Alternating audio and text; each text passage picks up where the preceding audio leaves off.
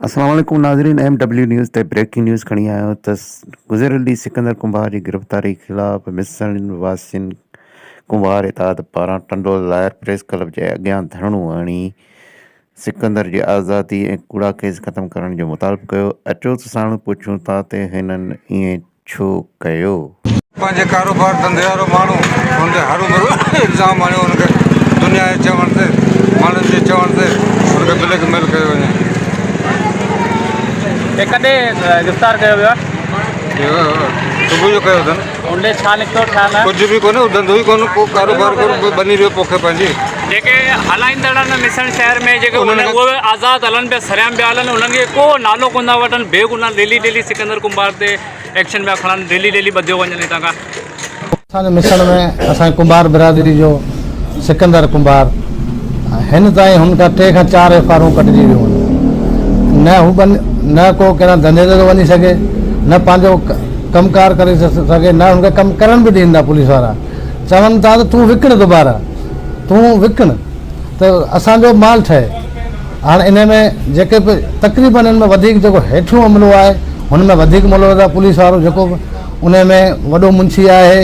ऐं हुननि सां मुंहिंजी ॻाल्हि ॿाल्हि थी हुई, थाणे मां वियुसि त मूंखां हुन इहा ॻाल्हि कई त बाबा असांजो ॾोह कोन्हे, DIG खां असांखे दरख़्वास्त आहे। बाबा DIG खां तव्हांखे दरख़्वास्त आहे त मिसण में हिकिड़ो ई माण्हू आहे, मिसण में साइकिल मोटरनि ते वञनि पियूं, समय गाॾियूं पियूं था लोड थियनि, ईअं सम्झो कि फुटी जी गाॾी में लोड थिए, एतिरो माल मिसण मां निकिरे पियो। ऐं उन्हनि ते का बि FIR कान्हे, उन्हनि ते का बि ॻाल्हि कोन्हे, सिर्फ़ु इहो ई माण्हू आहे हिकिड़ो सिकंदर कुंभार, जेको अञा बि हुन में लॻो पियो आहे। इन धंधे में बि कोन्हे, उहो बनी जो कारोबार कंदो आहे, बनी कंदो आहे। इहो बराबरि धंधो कंदो हो, असां न कोन कंदो हो, पहिरीं बिल्कुलु इहो कमु कंदो हो। हाणे हुनजे टाइम खां पोइ काफ़ी वक़्त खां पोइ जेको टाइम इहो धंधो ई छॾे ॾिनो। हाणे धंधो छॾण खां पोइ पुलिस हिकिड़ी FIR कटे थी, वरी उहा ख़तमु थिए थी त वरी कुझु टाइम खां पोइ वरी ॿी FIR थी हुन पुलिस कटे।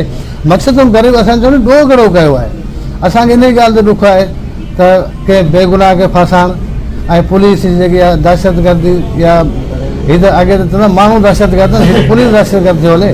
असांजे मथां एतिरो FIR, असांजे मथां एतिरा ज़ुल्म एतिरा न करणो खपनि। असां गरीब माण्हू आहियूं। हम दोस्तों के आगे ये सारी बात रखेंगे कि माजी में उसका कुछ लिंक था, लेकिन जब बिरादरी के लोगों ने बैठा के उस चीज़ को, सारी चीज़ को ख़त्म कर दिया कि भाई उसने कहा आइंदा, आज के बाद उसको भी एक अरसा हो गया, उसने वो काम छोड़ दिया है। ये हम नहीं कहेंगे कि वो पहले इसमें मुलव्वस था, कुछ साल पहले, अब नहीं। अब जो हो रहा है कि हर बार आप उसको मजबूर कर रहे हो कि आप बेचो, दूसरे लफ्ज़ों में कि आप उसको बेचो। भाई वो कह रहा है कि हम नहीं बेचेंगे, तो आप क्यों उसको मजबूर कर रहे हो? क्या कंडीशन है, कितने मुकदमा दर्ज किए और किस किस्म का प्रेशर दे रही है पुलिस? पुलिस उसको जो है 4 FIR किए हैं उसको मेरा चंद दिनों में, और जो है अभी भी कह रहे हैं कि जो हम छोड़ेंगे नहीं। तो अभी ये गरीब मिस्किन आदमी कहाँ जाएंगे? इसलिए आप दोस्तों के पास आए हैं प्रेस क्लब पे और आला हुकाम से। तव्हां ॾिसो त इन्हनि प्रेस कॉन्फ्रेंस बि कई, उन्हनि ॿुधायो साईं ॻोठ में टायर साड़े एहतजाज बि कयो। जी नाज़रीन, हिन ब्रेकिंग न्यूज़ सां गॾु ईंदड़ ब्रेकिंग न्यूज़ ताईं हाणे असांखे इजाज़त ॾिना त ॿी ब्रेकिंग न्यूज़ सां गॾु हाज़िर थींदासीं। उन ताईं इजाज़त, अल्लाह निगहबान।